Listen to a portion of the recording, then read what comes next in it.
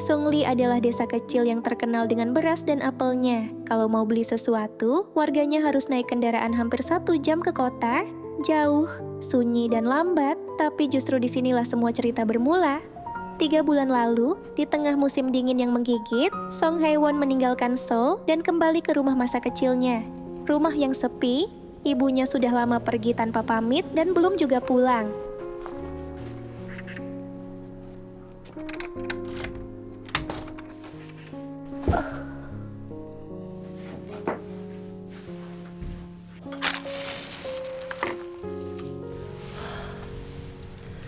Tapi rasa lapar tidak mau diam. Hae-won langsung masuk dapur dan memasak sup dari adonan tepung. Butuh 2 jam, tapi cocok dinikmati setelah badan lelah kena salju. Itulah cara Hae-won mengisi hari pertamanya di rumah.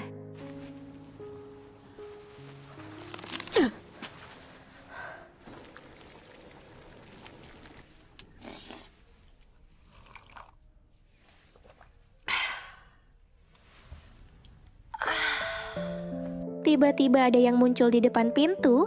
Dia adalah Yoon-suk, sahabatnya yang kebetulan lewat depan rumahnya. Setelah melepas rindu, dia langsung nyerocos. Dia sudah tahu kalau Hae-won gagal ujian kualifikasi guru, sementara pacarnya yang bernama Hun justru berhasil lulus. Yoon-suk terus menekan memastikan tebakannya benar, tapi Hae-won menjawab dengan santai. Dia bilang kalau dia datang karena lapar, bukan kabur, bukan juga malu. Dia benar-benar lapar dan kangen masakan kampung. Dari obrolan itu, nama Jae-ha pun disebut. Teman masa kecil mereka ini sempat bekerja di kota, tapi setelah lulus kuliah, dia memilih kembali ke desa untuk menjadi petani. Dia menggarap kebun warisan orang tuanya sekaligus membangun ladangnya sendiri. Sementara Eun-suk bekerja sebagai teller bank di sebuah kota. Meski tak jauh dari desa, dia terus mengeluh betapa membosankannya hidup di sana. Walaupun begitu, dia masih bermimpi untuk pergi ke kota besar. Impian itu juga pernah dimiliki Hae-won sebelum akhirnya kenyataan menghantamnya. Hae-won pernah merasakan hidup di kota. Waktu di Seoul, dia kerja sambilan sambil belajar keras untuk ujian guru. Hidupnya nggak mudah, makanan instan yang nggak mengenyangkan.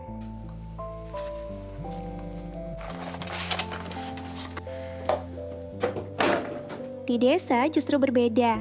Kalau lapar, tinggal mampir ke rumah bibi yang selalu siap menyuguhi makan. Apalagi, makanan apapun dari alam bisa dia ambil dan rasanya sangat nikmat. 저 온 줄 아셨어요? 근데 고모 뭐 엄마 왔다 간 적 있어요? 난 또 네 엄마가 돌아왔는 줄 알았네. 어여 와. 아침도 먹고 찬도 좀 가져가고. 깻잎도 좀 먹어봐. 천천히 먹어. 체하겠다. 맛있어요. 서울 가더니 얼굴이 왜 이렇게 상했어? 천천히 먹으라니까. Selesai makan dia pun pulang dan sudah ada Jae-ha di sana. Karena Hae-won hidup sendirian, dia memberikan seekor anak anjing bernama Vivo. Hae-won awalnya ragu karena dia akan kembali ke kota. Tapi Jae-ha cuek saja dan akhirnya Vivo jadi teman setianya sehari-hari. 나 금방 올라갈 거야. 그리고 금방 올라가니까 뭘 그렇게 바리바리 싸들고 오냐? 내 이름 오구다. 나 간다. 야, 얘 데리고 가!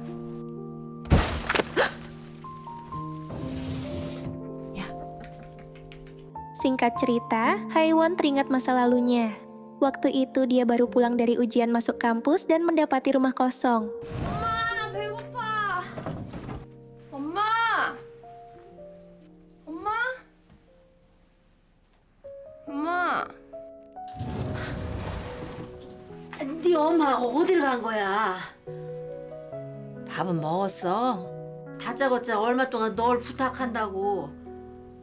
뭘 물어봐도 대답을 해야지. 그냥 자기 할 말만 쪼르륵 하고는. 너무 걱정하지 말어. 아닐걸요? Ibunya pergi hanya meninggalkan sepucuk surat yang isinya belum dia pahami saat itu. Yang dia tahu cuma satu, ibunya nggak pulang dan tak ada yang tahu kemana. Hae-won marah dan penasaran, tapi harga dirinya menahan langkahnya. Dia memilih nggak mencari ibunya dan lebih fokus membuktikan kalau dia bisa hidup sendiri. Sampai akhirnya surat penerimaan kampus datang dan membuatnya tersenyum. Baginya, itu kesempatan untuk mengubah suasana hati dan masa depannya. Sayangnya, takdir justru membawanya kembali ke desa yang dulu dia anggap membosankan. Beberapa hari kemudian, kedua sahabatnya datang berkunjung. Jaeha memotong kayu bakar di halaman sementara Yunsuk membantu menumbuk kacang merah di dapur. Dan Haewon sibuk mengolah semuanya jadi kue beras. 파 좀 빠줘. 어? 손님을 그렇게 부려먹으면 안 되지. 이렇게 하는 거 맞아? 쟤야, 어때? 뭐 남자로서? 난 관심 없다. 그럼 너 쟤한테 눈길 주지도 말고 눈독 들이지도 말고. 알았지? Hasilnya mirip buatan ibunya, tapi Jaeha langsung tahu ada yang berbeda. Kue beras ibunya lebih manis karena pakai labu, sedangkan buatan Haewon sedikit asin karena dia menambahkan sejumput garam saat merebus kacang merah. Haewon heran, sampai detail sekecil itu pun Jae masih ingat masakan ibunya. Kemudian, Haewon teringat kata orang kalau setelah badan berkeringat paling cocok minum arak beras. Dia pun langsung teringat kalau dulu ibunya juga sering membuat maggeoli di malam musim dingin. Haewon pun langsung mencampur ragi dan beras untuk difermentasi. 긴 겨울밤, 엄마는 간혹 막걸리를 만들어 먹곤 했다.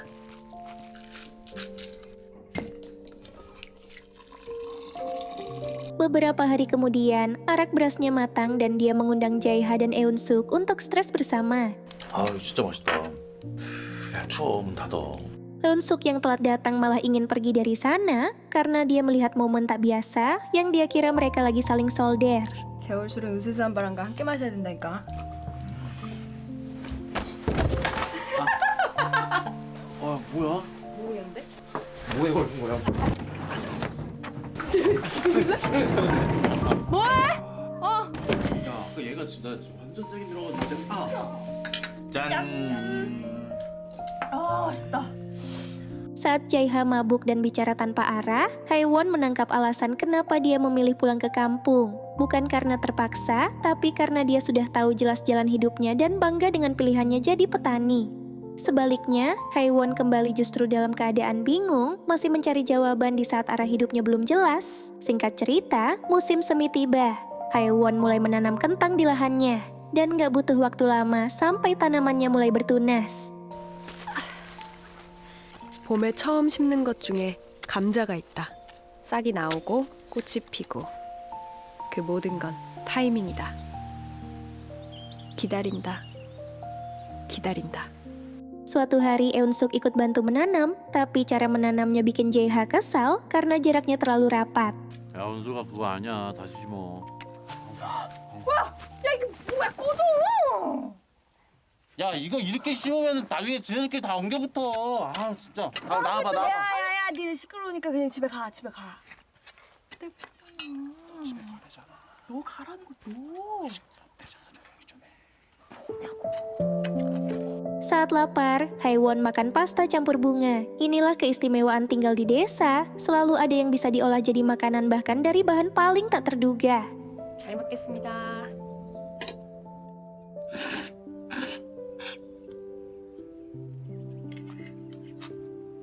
Walaupun begitu, ada tetangga yang suka iseng dan selalu ingin tahu urusan dia dan ibunya. 혜원아. 너 어디 가니? 여기 좀 와서 앉아봐. 니네 엄마는 어떻게 됐어? 여태 소식이 없으니. Tapi yang paling mengganggu setiap kali Haewon masak, bayangan ibunya selalu muncul seolah dia sedang bersaing dengan ibunya sendiri. Padahal semua resep yang dia tahu berasal dari ibunya. Resepnya pun unik, bahkan cabang pohon bisa diolah jadi makanan enak. Di Seoul memang ada yang mirip, tapi tetap saja masakan ibunya yang paling bikin rindu. 요리는 마음을 비추는 거울이야. 생식이 가장 좋긴 한데 양배추인데 또?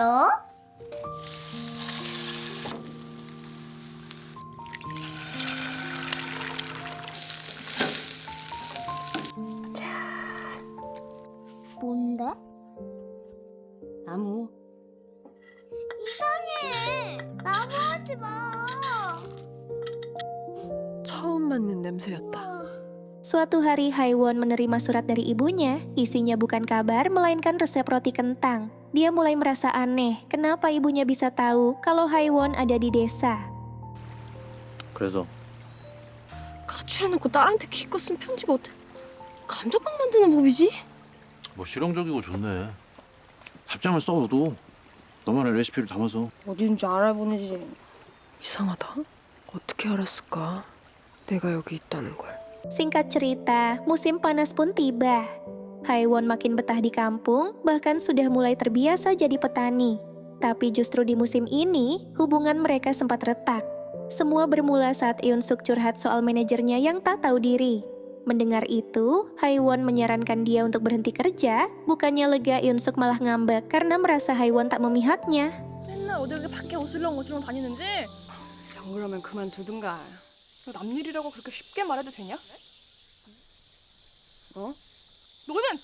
너는 그만두기가 그렇게 쉽냐? 아니 그냥 친구 편 들어주고 토닥토닥 해주고 그러면 되지. 아니 고구마야. Haiwon bingung kenapa Eun-suk bisa semarah itu. Jae-ha mengingatkan kejadian waktu SD, saat Haiwon dibully dan dia memilih bersikap acuh sampai akhirnya pelakunya berhenti sendiri. Dari situ Haiwon mulai paham dia memang terbiasa menghadapi masalah dengan cara seperti itu. Tapi kali ini berbeda, sikapnya justru membuat Eun-suk merasa dia nggak peduli. Setelah mengerti kenapa Eun-suk marah, dia memilih minta maaf dengan caranya sendiri dengan membuatkan creme brulee. Dan hasilnya Eun-suk pun langsung luluh. 이게 뭔데? 줄여서 크렘 브릴레. Sejak kecil dia sudah tahu kalau makanan manis bisa mengubah suasana hati. Setiap ngambek, ibunya selalu datang dengan hidangan itu. Baginya ibunya seperti pesulap, karena cukup dengan satu sajian manis mood seseorang bisa berubah total. Dari hari ke hari, cuaca makin terik sampai ada petani yang pingsan. Tapi Haiwon punya cara untuk menyejukkan dirinya dengan cemilan.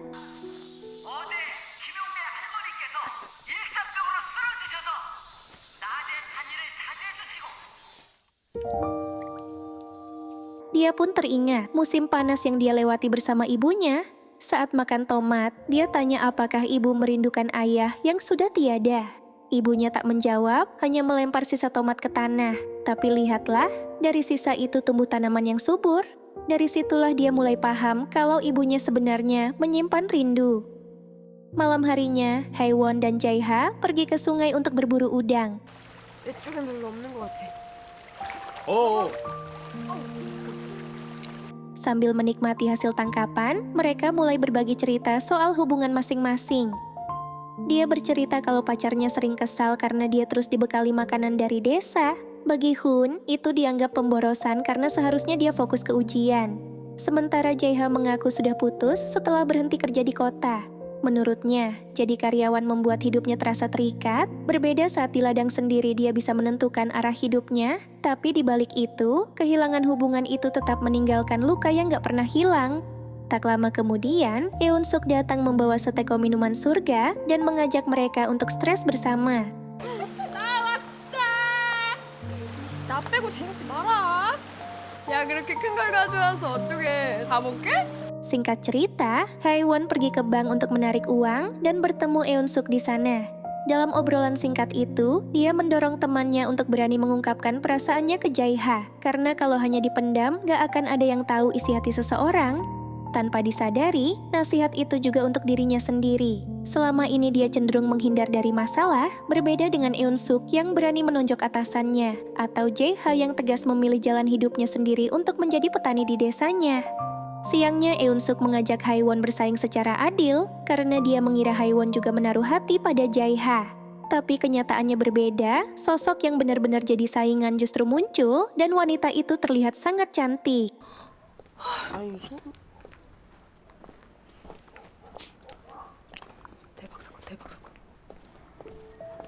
Eun-suk sempat merasa minder, ragu bisa mengalahkan pesona mantan yang terlihat lebih menawan, tapi dia nggak mau terus tenggelam dalam perasaan itu. Dia ingat janji temennya, kalau dia berani melawan bosnya, akan dibuatkan masakan terbaik. Tapi kali ini, dia memilih memasak sendiri dan langsung turun tangan jadi koki.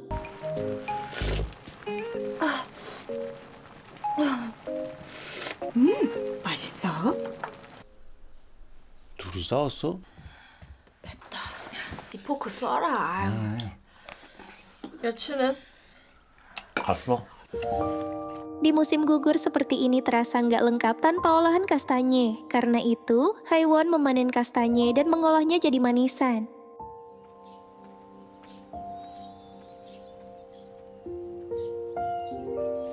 일제야, 금방 재벌되겠네. Beberapa hari kemudian, terjadi badai hujan, membuat padi yang hampir dipanen jadi terancam rusak. Haiwon langsung membantu bibinya, merapikan padi agar tetap bisa dipanen. Badai juga menyerang kebun apel JH, banyak buah yang belum waktunya panen, udah pada berjatuhan dari pohonnya.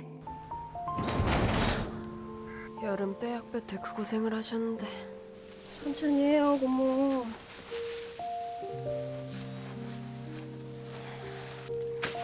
여기도 장난 아니네. Untuk menyambut musim dingin, Haiwon membuat kesemak kering persis seperti yang dulu sering dilakukan ibunya. Dari situ dia ingat masa lalu bersama ibunya.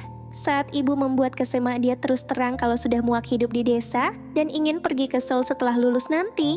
Ucapan Haiwon itu membuat ibunya berani mengambil langkah besar, mengejar mimpi yang sempat tertunda karena menikah.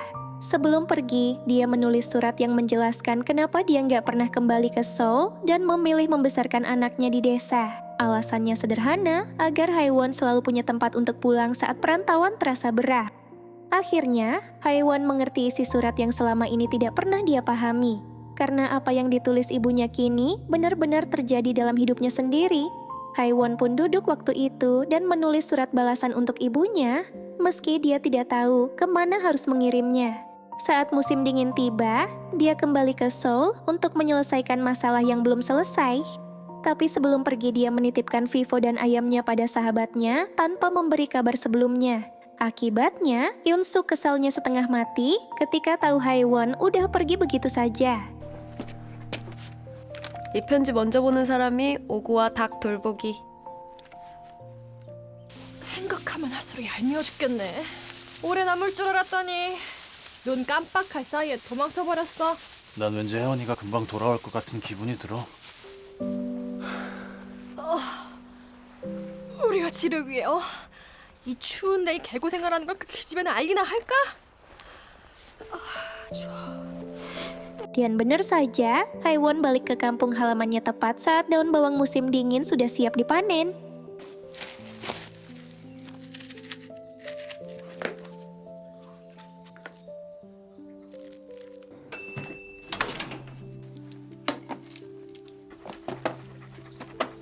어떻게 왔어? 혼자 왔어? Setelah memperbaiki atap rumah yang sudah lama rusak, Haiwon mengelilingi desa dengan sepeda, menikmati pemandangan yang dulu dia anggap membosankan dan tidak punya masa depan. Setelah puas berkeliling, dia pulang ke rumah dan mendapati jendelanya terbuka. Haiwon tersenyum, jendela yang terbuka itu bukan lagi tanda tanya yang menggantung seperti dulu. Entah ibunya yang sudah pulang atau belum, yang pasti rumah ini selalu ada untuknya. Dan disinilah Haiwon akhirnya menemukan jawaban atas hidupnya serta arah masa depan yang selama ini dia cari. Nah, itulah kehidupan Haiwon, perjalanan dari masa kecilnya di desa, kenangan bersama ibunya, sampai pengalaman di kota, semuanya membentuk siapa dia sekarang. Dari cerita ini, kita bisa melihat bagaimana hubungan keluarga, persahabatan, dan keberanian menghadapi masalah bisa membentuk jalan hidup seseorang. Gimana menurut kalian film ini guys? Tulis di kolom komentar ya. Terima kasih sudah nonton sampai akhir. Sampai jumpa di alur cerita berikutnya. Kalau nanti dunia terasa berat, aku di sini tak akan pergi.